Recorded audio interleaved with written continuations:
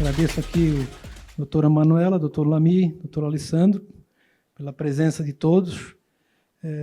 Nós vamos ter um painel aqui bastante interessante, que vai ser dividido em 3 pequenos blocos, né, se a gente pode dizer assim.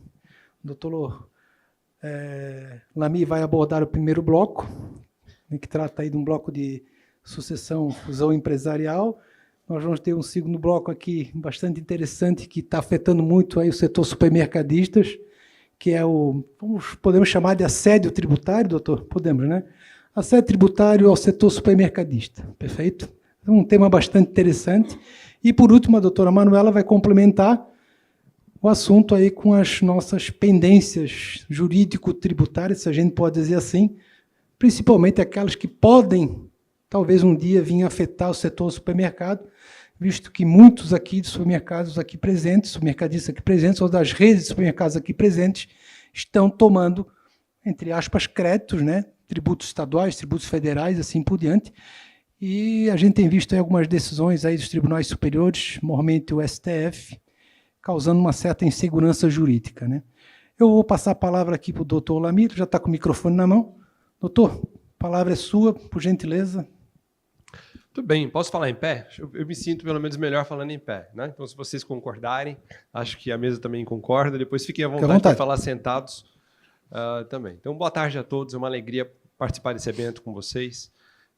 Nós, aqui no escritório, desenvolvemos um programa de conformidade já na ACATS há cerca de 5 anos, mas é uma alegria também nós trabalharmos com outros aspectos do direito e, dentro desse evento, nos foi solicitado que nós entrássemos num aspecto que tem sido de interesse de todos os supermercados, que são as fusões e aquisições nesse setor.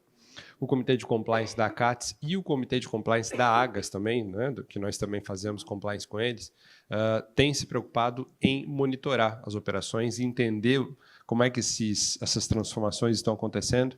E hoje o que eu vou fazer é um breve resumo de tudo isso que a gente tem visto, passar um pouquinho da experiência e depois, se houver tempo, ficar à disposição de vocês para a gente eventualmente debater também esses pontos que eu tiver trazido. Muito bem. Então, quais são as questões mais importantes com relação a esse item sempre que a gente pensa em fusão e aquisição no âmbito supermercadista? Primeiro ponto importante é que a gente percebe, especialmente nos últimos meses, a quantidade de operações que tem acontecido e essa aproximação entre as redes médias e grandes dos atacarejos. É impressionante como isso tem acontecido de maneira significativa e é impressionante o número de operações que tem acontecido. Essas operações, no entanto, têm sido muito próprias, elas têm características específicas da sinergia das redes em si, das características inerentes àquelas operações que estão se unindo, e as formas de avaliação e de desenho jurídico têm sido distintas entre si. Então, aqui eu trago para vocês algumas dessas operações que a gente sabe que ocorreram em Santa Catarina recentemente, mas não as únicas, né? O objetivo é que a gente consiga refletir e entender as principais operações e o fato de que essas operações não possuem um modelo apenas comum. Então, eu vou falar para vocês hoje sobre as principais variáveis que essas operações enfrentaram.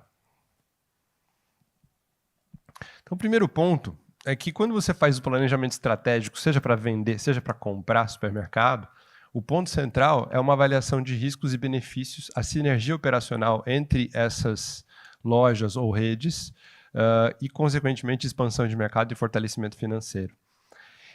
Esse tipo de planejamento prévio é central para as fusões e aquisições mais bem-sucedidas.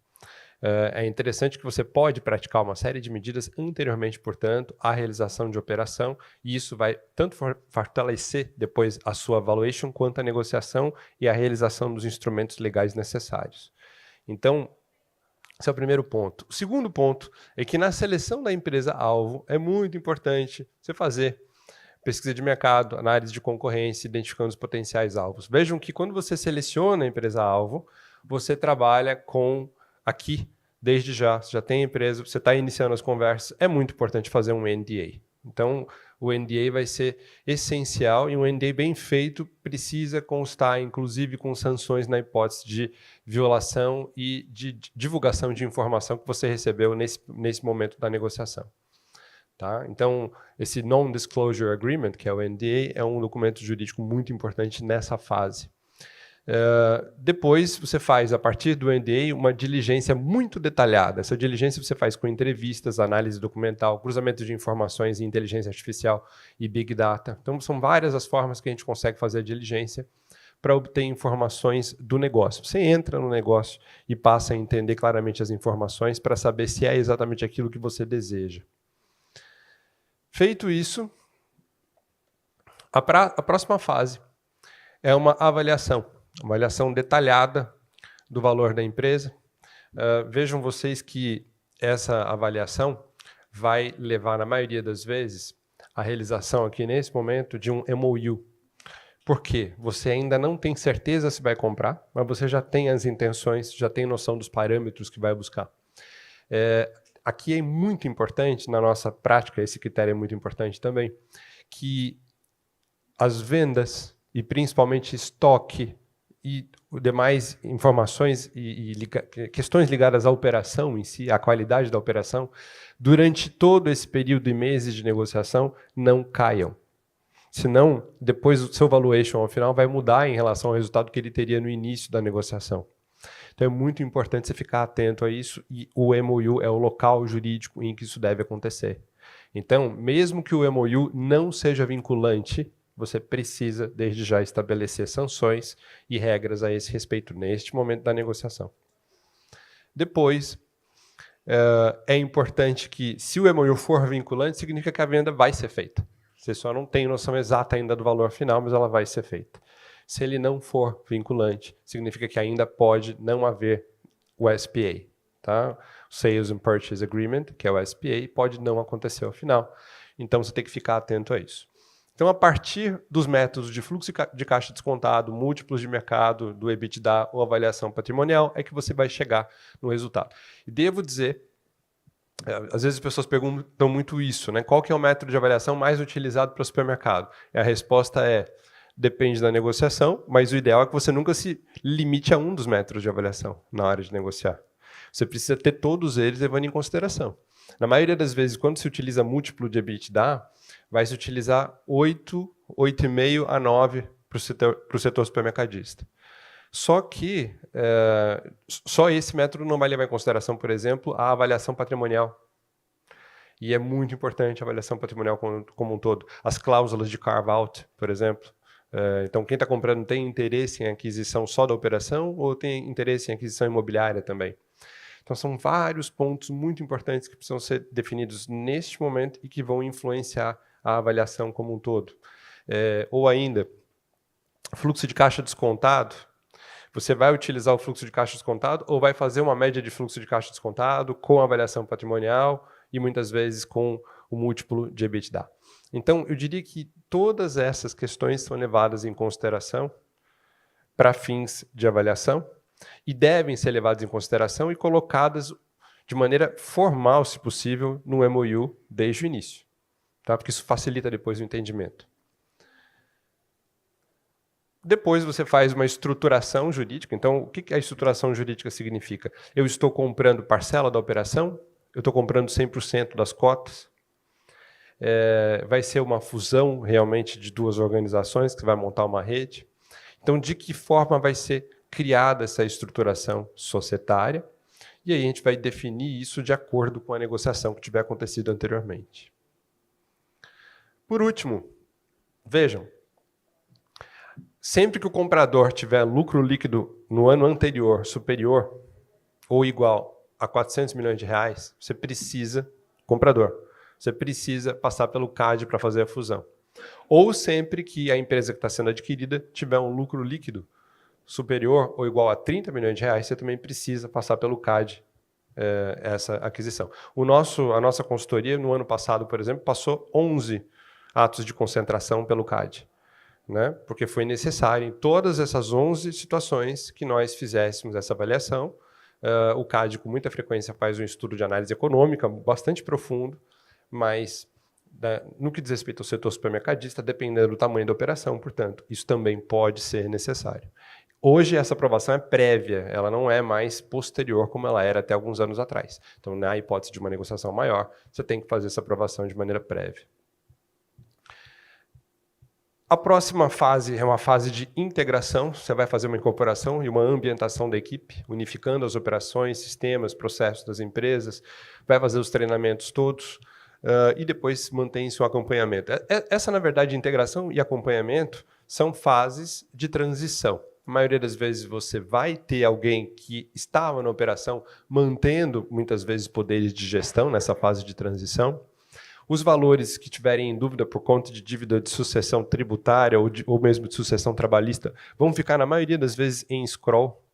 Esses valores em scroll são valores que você deixa e depois do período de transição todo você passa a receber os valores de scroll. Então, é muito importante que tudo isso seja pensado com calma no SPA. Uma das coisas mais difíceis é você lidar no SPA com profissionais que, de uma forma ou de outra, nunca tiveram relação com esse tipo de contrato, porque as cláusulas são cláusulas específicas, que na maioria das vezes vão existir, mas que dependem de um nível de diálogo, de maturidade entre as partes a respeito da negociação bastante grande. Muito bem. Então, algumas experiências que eu acho que são interessantes trazer para vocês.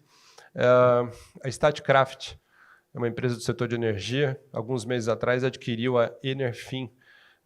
Nós participamos dessa aquisição, tanto na parte contratual quanto na parte de conformidade, de compliance. Foram 9 parques eólicos no Brasil. Então, qual foi o ponto mais importante do nosso trabalho aqui? Auxiliar na ambientação dos colaboradores e parceiros de negócio com relação à filosofia da compradora. Por quê? Porque a filosofia da Statkraft, especialmente em relação a colaboradores, em relação a relação com stakeholder, a maneira de lidar com stakeholder é completamente diferente da Enerfin. Né? Uma empresa é uma empresa norueguesa, outra é uma empresa brasileira, então são características muito distintas em relação à cultura das organizações. O mais difícil foi trabalhar isso ao longo do tempo, na fase de transição. Depois, a gente trabalhou também há alguns anos, no caso da aquisição da Flexicotton pelo Grupo Mafra. A Flexicotton uma fabricante de produtos de higiene, e ela foi adquirida pelo Grupo Mafra. O que fez a maior diferença nessa aquisição foi o nível de controle interno e o valuation no programa de compliance da empresa, porque eles tinham compliance certificado. E o Grupo Mafra tem um diferencial na sua linha, na sua busca por sinergia, exatamente porque ele tinha o selo Proética. Então, ele colocou como prioridade que apenas empresas que tivessem o selo Proética desse setor, ele iria se dedicar a buscar em termos de aquisição. Isso fez uma diferença muito grande no valuation e depois na negociação, porque as premissas, e esse é o ponto que eu digo, né? Premissas de avaliação, essas premissas no setor supermercadista também são muito importantes. Se eu dissesse, no setor supermercadista, quais são as premissas que eu vejo que são centrais? Né? Aqui era essa questão toda de internacionalização do compliance. No setor supermercadista, se for em relação à loja, vai ser localização, vai ser, eventualmente, marca, o relacionamento de marca. Em relação à rede, né, vai ser coisas que estejam ligadas à tua capacidade também referente à marca, mas o número de lojas, localização dessas lojas em si, né, a sinergia entre essas empresas como um todo, valorização e proximidade, facilidade que você tenha desde já dentro da cultura empresarial, de fazer com que essas premissas possam ser respeitadas. Então, quando você parte no valuation de uma premissa distinta, você não atinge as pretensões de quem quer vender. Raramente a pessoa acha que quem quer vender, que a sua empresa vale o que o comprador acha que ela vale. Normalmente você acha que vale mais, o comprador acha que vale menos. E a discussão toda parte das premissas. Então, quando as premissas são acertadas, você consegue dialogar. Esse é o ponto central. Tá? E foi isso que a gente aprendeu no caso da Viposa. O que é a Viposa? Né? A Viposa e a Vancouro são as duas maiores fabricantes de couro no Brasil e no mundo. Elas duas fornecem o couro da BMW, fornecem o couro Louis Vuitton, fornecem o couro de todas essas grandes organizações. E nós conseguimos, em março desse ano, aprovar no CAD a fusão da Viposa e da Vancouros. Elas duas formaram a Viva. Então, imaginem vocês qual foi a grande discussão. é óbvio que elas se tornaram o maior grupo e um grupo que tem todo o monopólio do couro. Só que, por que nós conseguimos aprovar? Porque 90% da produção é para exportação. E para exportação eu não tenho problema de ter monopólio. Então vejam que a grande comprovação nesse caso, toda a estrutura de como o negócio foi feito, dependeu de uma premissa também, desde já negociada, de como os negócios todos seriam estruturados, né? Claro que isso envolve compliance, mas envolve também toda uma gestão do risco e um planejamento anterior. Como nós dissemos, tanto na CATS quanto na Agas, a gente tem acompanhado fusões e aquisições do setor. A gente fica à disposição depois para passar dados também mais detalhados de tudo aquilo que a gente levou para o comitê de compliance, tanto da Agas quanto da CATS, porque eles levam em consideração, como eu disse, premissas aqui que eu vim citando. Claro que de cor você não lembra todas as premissas, mas tem vários aspectos que eu acredito que são importantes e que são de interesse dos associados, e aí a gente fica à disposição para dialogar a esse respeito. Recentemente também, só para citar mais um caso, nós fizemos o assessoramento jurídico da aquisição do William, né? O William é um hospital aqui de Florianópolis. A aquisição dele foi por um grupo do Paraná.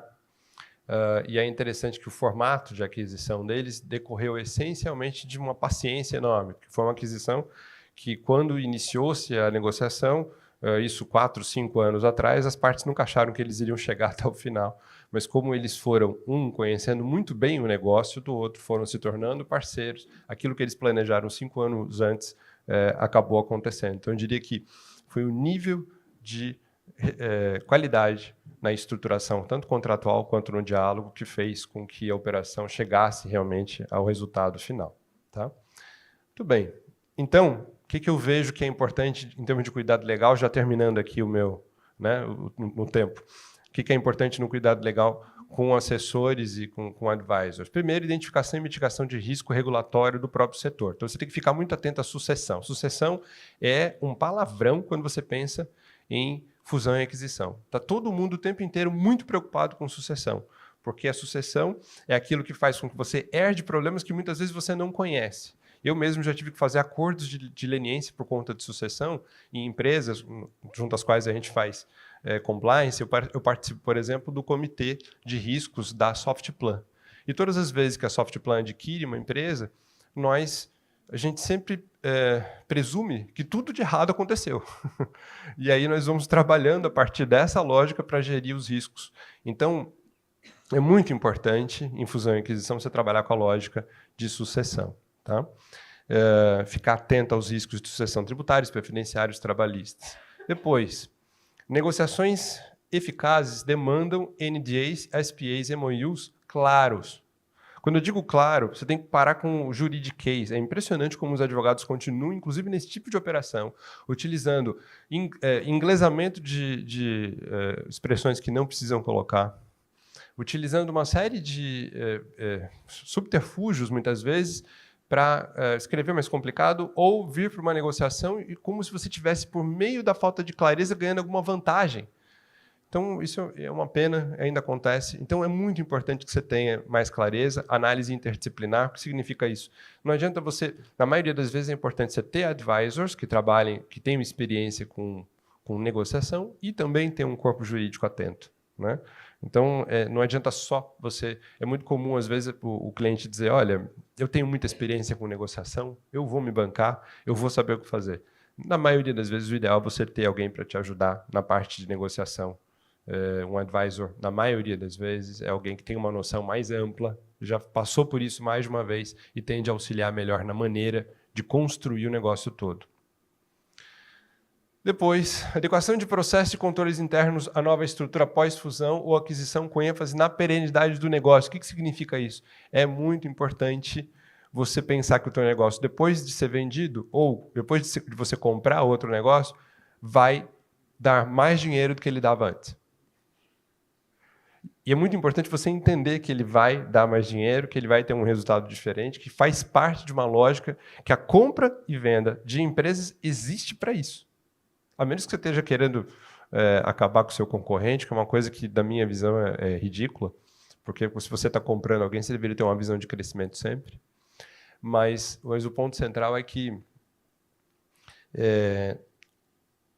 desde o início do negócio, você tem que pensar que quem está comprando vai fazer um bom negócio e quem está vendendo também vai ter que fazer um bom negócio. Essa lógica de ganha-ganha também é muito importante. Tá? Gente, nós temos um tempo limitado, eu espero ter ficado aqui dentro dos meus minutos, né? Certinho. A gente vai ter um limite de tempo, depois ficamos à disposição para responder qualquer dúvida, né? Para passar informações de tudo que a gente debateu também no Comitê de Compliance. Muito obrigado pela atenção de vocês, tá? E um bom evento para todos.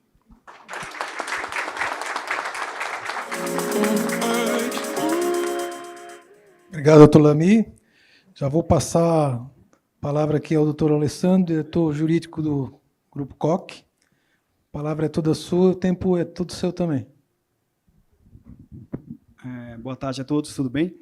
Marcos, tu não te importa, como eu tinha combinado com a doutora Manuela, eu acho que eu vou ficar por último ali para falar. Pode ser? Ah, não sei se vai ter problema. Não, eu não tenho nada para apresentar. Alô? Aqui a gente se vira. Tem que perguntar lá para o meu amigo lá de trás, lá, tá? Nicolas, Dá. tudo certo? Pode apresentar, doutora, sem então problema beleza, nenhum. Beleza. Passa aqui? Aqui só quem não entende tecnologia sou eu. Eu também não. Fica tranquilo. Boa tarde a todos. É um prazer estar aqui conversando um pouquinho com vocês sobre essas questões tributárias. Agradeço o convite, Marcos e Tamara. E queria cumprimentar a doutora Regina, né, que está aqui conosco na plateia. Também é um prazer tê-la aqui. A minha parte aqui, eu vou tratar um pouquinho com vocês sobre as questões de teses tributárias, especialmente a parte de modulação de efeitos das decisões aí dos tribunais superiores, que tem afetado muito as questões tributárias, né? E também aí fazer um fechamento em relação a estratégias de atuação que a gente pode fazer aí para tentar mitigar um pouquinho o que os tribunais têm trazido aí para a gente. Como é que sempre foi, né, a gestão do contencioso tributário? Como que a gente acostuma lidar? Eu advogo há 23 anos, né? Então, assim, vem aí de um longo tempo de estabilidade nas decisões, coerência em relação, principalmente, à jurisprudência dos tribunais superiores, né? Então, assim, nas causas tributárias, o que a gente fazia muito, e é muito comum, né? Acredito aí que a gente tem algum jurídico, contadores aí internos das redes, fazer uma avaliação técnica sobre a possibilidade de ganho ou não, né, de um processo judicial antes de protocolar uma ação. Isso é muito comum, né? Então, a gente tinha também até então, né, a recomendação de não usar liminares em matéria tributária. E discutimos muito, né, doutora Regina, inclusive, sobre isso aqui na CADES. Por quê? Porque as liminares em processo judicial elas causam uma certa insegurança, né? É muito difícil as empresas terem uma organização tão interna, e não é nem questão de organização, é questão de caixa mesmo, né? Para provisionar eventual usufruir uma liminar provisionando o valor, porque a liminar é sempre passível aí de revogação. Lá na frente, a gente teve exemplos, em alguns casos, que fez com que também a gente passasse a atuar dessa forma. E aí só realmente aproveitar a decisão após o fim do processo, que a gente chama aí o trânsito em julgado, né? E a gente tinha aí realmente, né, a segurança do contribuinte através da coisa julgada, que era a finalização aí da análise do processo. E também a gente tinha algo que hoje a gente, infelizmente, está sofrendo muito com isso, que era o quê? Quando se movia uma ação judicial, questionando, e normalmente casos de inconstitucionalidade de legislação que cria determinado tributo, a ação favorável dava o direito ao contribuinte da recuperação dos últimos 5 anos, da data da propositura da ação, além de todo o período de trâmite do processo. Isso poderia levar 5, 10 anos. Então, quando se ganhava uma ação, normalmente o contribuinte ele pegava de volta, digamos assim, o quê? 10 anos, 12 anos, né? Dependendo aí do caso. Isso não está mais sendo assim, né? E por que não? Embora a modulação de efeitos nas decisões judiciais encontre previsão ainda lá na lei que trata do procedimento das ações de inconstitucionalidade, essa lei é de 1999, né? A gente realmente começou a ouvir falar e começou a surtir tanto efeito, essas questões de modulação de efeitos de decisões judiciais, do tema 69 para cá. Né? O tema 69 é a exclusão de ICMS da base de cálculo do PIS e da COFINS, foi julgado em 2017, foi quando houve aquele grande boom, né, a tese do século, enfim, onde foi modulado aí os efeitos. E o que essa... eu só queria que vocês podem levantar a mão, quem é jurídico aqui, só para eu ter uma ideia. Ninguém. Poucos. Contábil, talvez? De outras áreas. Ótimo. Não, é bom eu saber, só para eu... ficar falando em modulações de efeitos, é bom a gente conhecer a plateia. O que é essa modulação de efeitos? Né? Justamente assim, quando o Poder Judiciário declara a inconstitucionalidade de uma lei que institui um tributo, ela é considerada, digamos assim, ela nasceu morta já. Então, os efeitos deveriam se dar desde o momento que ela foi publicada. Se foi há 10, 15, 30 anos atrás, ela deveria, né, a declaração é lá para trás. O que essa modulação de efeitos veio? Na legislação. Olha, a lei é como se ela nunca tivesse existido, mas, aí letra da lei, né, para atender razões de segurança jurídica ou excepcional interesse social, pode-se modular os efeitos dessa decisão. Ela é inconstitucional, ela nasceu já inválida, mas os efeitos dessa invalidade vai se dar daqui para frente. Mas os efeitos vai se dar em determinado período. Né? É mais essa questão um pouquinho jurídica. O CPC de 2015 trouxe essa previsão aí no Código de Processo Civil, e por incrível que pareça, as duas previsões que estão no Código, professor Lamy, são favoráveis ao contribuinte. Porque, quando veio a modulação para o CPC, são casos de revisão de tese adotada em julgamento repetitivo e alteração de jurisprudência consolidada. Qual foi a preocupação do legislador lá do CPC de 2015? Não, espera aí, o contribuinte está confiando na jurisprudência do STF, do STJ, que diz que não precisa pagar o tributo, então ele não paga mais. E, de repente, essa jurisprudência muda. Pode o fisco voltar para trás? O Código disse não. Pode haver uma modulação para não pegar as empresas de surpresa. Mas, para nossa surpresa, acho que o tiro saiu pela culatra aqui, né? Porque, querendo ou não, o que os tribunais superiores têm feito, especialmente o STF, o STJ fez recentemente o uso da modulação, mas mais o STF, né? A questão do consequencialismo. Isso vem muito forte hoje nas decisões, principalmente no âmbito da administração pública. Né? O que é o consequencialismo?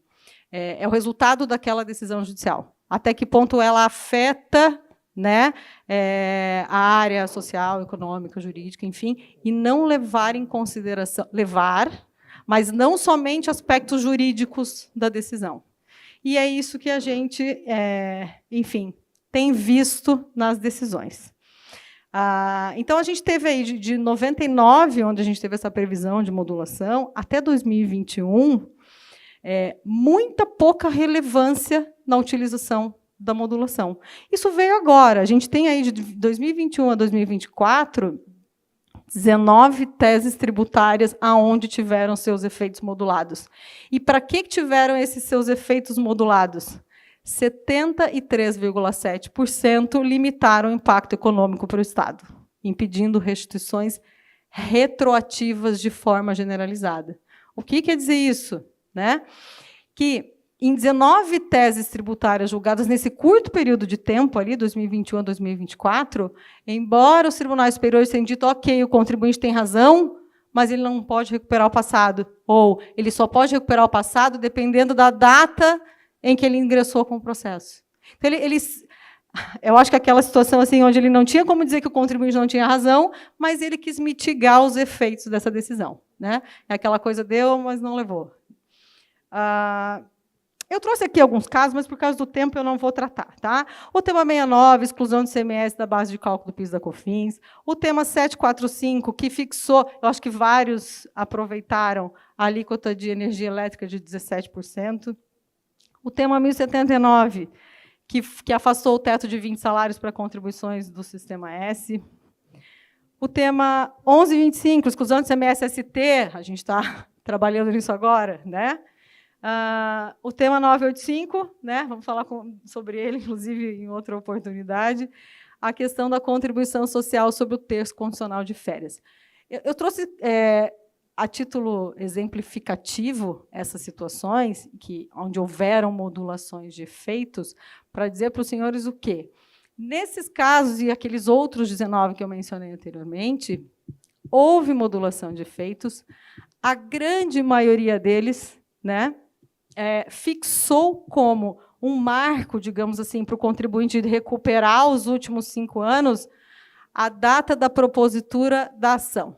Se o contribuinte ingressou com a ação antes do início do julgamento, e aí eles variam um pouco, antes do início do julgamento, antes da publicação da ata do resultado do julgamento do mérito, tem alguma variação aí, mas, em regra, se o contribuinte se adiantou, ingressou com a ação antes do início do julgamento. E eu falo início do julgamento, que parece estranho, né? Mas eles começam o julgamento hoje, aí 2 ministros votam, né? Aí eles suspendem. Aí ninguém sabe quando é que volta. Aí daqui 1 ano eles resolvem voltar, mais 2 votam. Aí eles suspendem de novo.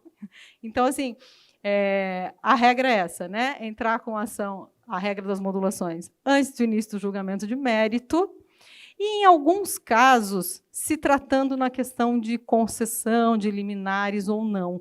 A gente teve aquele caso, até nem mencionei aqui, da tarifa da TUSH e da TUJ. Acho que vocês ouviram falar nisso, enfim, alguns de vocês podiam até ter essa ação.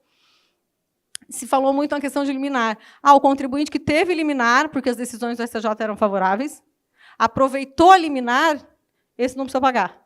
Tipo, embora agora seja considerado devida a cobrança, ele estava abarcado por uma decisão judicial. Enfim. Então, a gente tem aí todo um estudo em cima disso, inclusive para efeitos de estratégia processual, né? Eu trouxe aqui algumas notícias, isso que é bastante relevante, em relação ao impacto econômico de processo levado a julgamento. Na gestão do ministro Barroso, como presidente do Supremo, ele criou o NUPEC, né? É um núcleo dentro do STF para fazer um levantamento de impacto econômico das teses tributárias. Então, assim, isso é mais um demonstrativo do quanto isso tem sido levado em consideração no momento do julgamento dos processos tributários no âmbito do Supremo Tribunal Federal. Até porque, né, nessa notícia, ela inteira, enfim, há muita discussão dentro dos processos tributários. A União vem e diz assim, olha, isso aqui tem um impacto de 500 bilhões no meu caixa. Aí a associação, enfim, os contribuintes dizem, não é 500 bilhões, é só 50. E aí o Supremo fica naquela assim, tá, mas é 500 ou é 50? Ele criou um núcleo próprio para, enfim, fazer o levantamento desses valores. E a gente tem uma notícia aí do Jota, né, que a gente tem aí pendente de julgamento, ações tributárias. Isso está dentro da lei na LDO de 2024 da União. Uma soma de 694 bilhões em valores, sendo que grande parte desse valor envolve o PIS e COFINS, né? Isso é uma triste notícia, porque a gente está vendo assim, uma grande judicialização de causas, e assim, a demora do Poder Judiciário julgar os processos também é muito prejudicial, inclusive para a segurança das empresas, né? Estou falando muito rápido, estou com a questão do tempo, enfim. Enfim, como que fica a gestão desses processos, né? A gente tem que ser questionado muito em relação a essa questão, porque aquilo que eu falava lá no começo, né, aquele critério de avaliação a melhor técnica, essa ação, ela vai vingar, ela não vai, ela juridicamente se justifica, né? Será que vale a pena tanta análise técnica se os julgamentos não estão sendo tão técnicos assim, né? Se hoje em dia a gente, infelizmente, estamos aí num cenário de instabilidade, dependendo da composição dos tribunais superiores, a decisão pode ser favorável ou não ao contribuinte. O protocolo de uma ação judicial, especialmente o mandado de segurança, onde não tem a sucumbência, né, que é aquela condenação da parte contrária, pagar honorários para advogado, enfim, às vezes ela se justifica, porque, na pior das hipóteses, você só vai perder uma ação, né? Mas, se você não entrar também, e o vizinho entrar, no final das contas, você vai derramar lágrimas, né, porque acabou não fazendo. Então, assim, esse cenário hoje, essa nova estratégia, enfim, esse novo pensamento, nós temos que adequar aí a condução, né, do contencioso tributário de acordo com essas novas mudanças dos tribunais superiores. A gente tem que estar atento para essas novas mudanças. Por quê? Porque o resultado dos processos tributários, seja esses que se buscam valores em atraso, esses que permitem créditos aí eventualmente não permitidos, instruções da Receita aí que vedam, enfim, eles acabam gerando um resultado significativo para as empresas, né? Então, assim, essa questão, esse olhar para essas ações tributárias, não menos do que, e aqui vou abrir um parênteses, não menos do que as questões internas, né? Porque hoje em dia se faz muita, e até o doutor Alessandro vai falar sobre isso, né? Se faz muita recuperação administrativa, né? Que, fazendo, sim, um trabalho sério, soma-se muito ao resultado da empresa, né? Então, eu acho que eu fico aqui. A ideia para trazer para vocês essa questão de modulação, talvez seria um pouco mais para entender esse cenário, o que vem acontecendo aí nos tribunais superiores em relação a essa questão. Agradeço aí o convite e a palavra. Obrigada.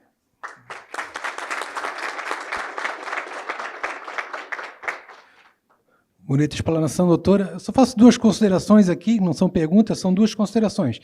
A CATES tem uma série de ações a nível estadual e a nível federal, todas elas em sede de mandato de segurança, chanceladas pela nossa ilustre advogada e gerente jurídica, que é a doutora Regina, que está ali sentada no meio da sala, está com medo de sentar aqui na primeira fila, de ser perguntada, não tem problema, doutora.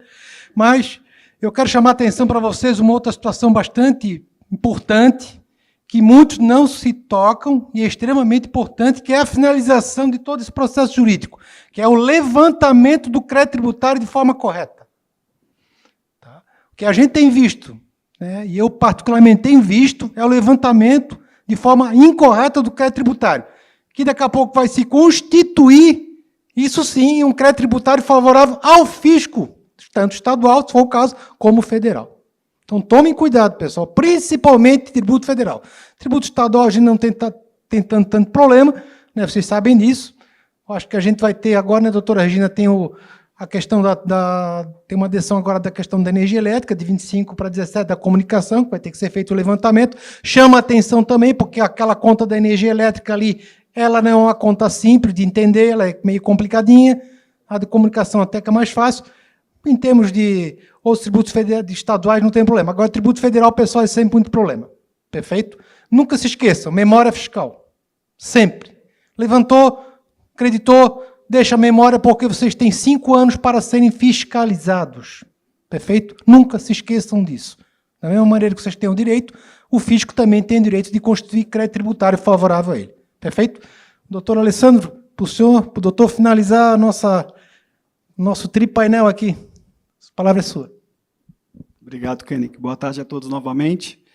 A doutora Regina não sentou aqui na frente para que a gente não fique com medo dela, porque essa mulher é uma verdadeira enciclopédia do jurídico no varejo. Quanto orgulho, né? Pessoal, quando a gente montou esse painel aqui, eu fiz questão de trazer essa conversa mais para um nível de operação de vocês.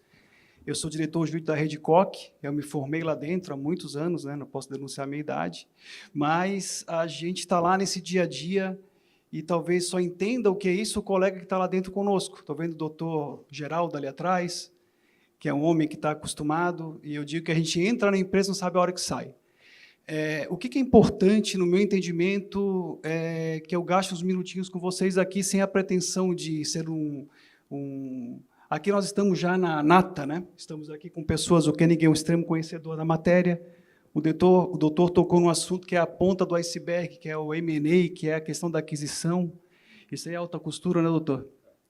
E a doutora Manuela aí é extremamente competente em relação a essa gestão tributária. Mas eu, como gestor jurídico interno, a gente tem que começar lá atrás. Como eu escolho esse profissional para trabalhar para a empresa? Discutimos na ABRAS, 2 semanas atrás, na ABAS, a questão da advocacia predatória. A advocacia predatória hoje é de uma extrema complexidade, de um preparo, de uma estrutura, porque eles vão se aproximar de vocês muitas vezes com uma bela propaganda, um belo cartão, e às vezes vocês não têm, talvez, não é a realidade do associado ter uma estrutura que possa formar um pequeno comitê para tomar de decisão. Então, pessoal, não entre no canto do cisne, você entra, você não sai. O papel da CATES, nesse ponto, é de extrema importância, porque, gente, eles são uma enciclopédia viva da legislação, de tudo que acontece. Aqui eu digo que é um para-raio, né? E a gente faz uma terapia nos comitês, da doutora Regina vem para cá para se fortalecer. Utilizem-se dessas ferramentas da CATES antes de fechar qualquer negócio. Certifiquem-se de conversar com pessoas que estão nesse dia a dia. A advocacia predatória tem acontecido muito na área tributária, mas também na área trabalhista, inclusive de pessoas adentrando nas lojas, entregando cartões de visita, geralmente por interposta da pessoa, para poder fugir da questão ética da OAB. E lá eles já dão, inclusive, o rol do que são os pedidos, quanto ele vai ganhar possivelmente naquele cargo. E, pasmem, muitos escritórios comprando essa carteira. Eles compram esse passivo do empregado, do colaborador. Eu vou te pagar 20, 30 mil aqui antecipado e depois o que vier a gente vai fazer. Infelizmente, pessoal, essa é a realidade. Essa é a realidade do nosso jardim. E eu digo que ainda mais na esfera tributária é mais cuidado ainda, e cuidados básicos, né? Eu sempre brinco lá na empresa, né, Ednei, que não errar 2 vezes no mesmo lugar. O José Cox sempre me ensinou uma pergunta lá de muitos anos atrás, quando alguém vem oferecer um serviço para a tua empresa, pergunte, para quem que você fez nesse ramo de atividade? Você pode me indicar alguém que eu possa que eu possa pegar um feedback, que eu possa medir, fazer um benchmark ou coisa do tipo? Então, comece pelo básico. Porque depois você embarca num contrato desse, geralmente com um poder de gerar um passivo tremendo, e inclusive de atrair para você, conforme for a banca que advoga para você, a fiscalização para dentro da empresa. Porque profissional, gente, é histórico. Você carrega a tua ética, o teu legado, e esse apoio nas demais empresas, em quem já fez serviço bem feito é muito importante. Um outro ponto que eu acho fundamental, sempre pensando no associado médio da CATES, busque um contador com uma visão gerencial, alguém que não esteja lá só para gerar uma folha de pagamento e que não faça só o básico. Geralmente, o contador, eu brinco, o contador é o advogado da empresa, é onde vai bater o pepino, é onde vai bater uma notificação, né, de fiscalização, geralmente, né, hoje é tudo via sistema. Então, esse contador, que ele esteja pronto para apoiá-los na tomada de decisões, e que ele tenha essa visão, pelo menos uma visão empreendedora, que ele entenda do negócio de vocês. Da mesma maneira, a equipe interna de vocês forma uma equipe que entenda da operação. A nossa empresa ela é tão forte quanto o nosso elo mais fraco da operação. Não adianta eu ter um jurídico forte se eu tenho lá um comercial que está comprando mal e você vai ser fraco. Aí, hoje pela manhã, conversando com a doutora Manuela, recebi um elogio do Ednei, que é o nosso controle que está aqui presente, e ela falou, nossa, o Ednei é muito rápido. O Ednei ele já separou, já entendeu o que é a documentação e já está me entregando isso e discutindo, né? Então, essas coisas fazem muita diferença, né? Então, como dica, eu entendo que fazer o básico bem feito é um desafio. A gente sabe quanto é difícil fazer um básico bem feito. E o básico bem feito, se você conseguir montar uma equipe que faça isso para você, vamos dar o exemplo de uma escolha de um escritório que possa prestar serviços. Reúna o contador, reúna as pessoas que você tem mais confiança, que tem um pouco de capacidade técnica, ou se não tem essa pessoa no quadro de vocês, ligue para essas feras que estão aqui, conversem, troquem ideia, antes de assinar um contrato, e muitas vezes esse contrato vai deixar a pessoa respirando por aparelho por muitos anos, e é pior do que divórcio para sair. Não tem estrutura? Socorra-se na CATES, busque conhecimento não digo concorrente, mas eu digo que nós somos concorrentes no preço, né, Alexandre, e somos parceiros porque o nosso telhado de vidro e a dor é a mesma. Em poucas palavras, acho que eu queria passar isso para vocês, a nossa visão interna é sempre importante aprender a dizer não, é importante entender que, na véspera de uma reforma tributária, que talvez o básico nem seja mais o suficiente, porque nós teremos 2 sistemas rodando ao mesmo tempo, nós teremos aí sistemas realmente de processamento que eu acho que não se sabe nem como será isso nesse momento com tanta clareza. E talvez exemplo do e-social, né, que começou o carro andando, começaram a trocar a roda. Então, acho que vai ser uma aprendizagem coletivo, um aprendizado coletivo. E, nesse momento, mais do que nunca, eu não vou tocar nos aspectos da reforma tributária, teremos o doutor falando depois disso, mas cerquem-se, tentem discutir um pouco, eu acho que é tudo muito vago, mas formem grupos de trabalho, formem grupos de discussão, e acho que é muito importante, vai ser um panorama que eu brinquei com a doutora Manuela, que ela pode se aposentar, o escritório vai estar bombando de cliente, porque isso não vai acabar nunca, né? Vai ser uma coisa... vai ser para 3 gerações a coisa. Então, a minha pequena fala seria isso, passar um pouco da nossa visão interna, por mais que seja uma coisa que parece o básico do básico, muitas empresas têm errado, e sair dessas confusões, dessas questões que não é uma situação tão fácil. Acho que até um divórcio, às vezes, é mais fácil do que você conseguir se desvencilhar de um contrato mal feito, né? Mais ou menos. Tá bom? Acho que, em resumo, seria isso. Agradeço. E acho que vou deixar os minutos finais para qualquer tipo de dúvida. Vou passar para o Koenig. Obrigado.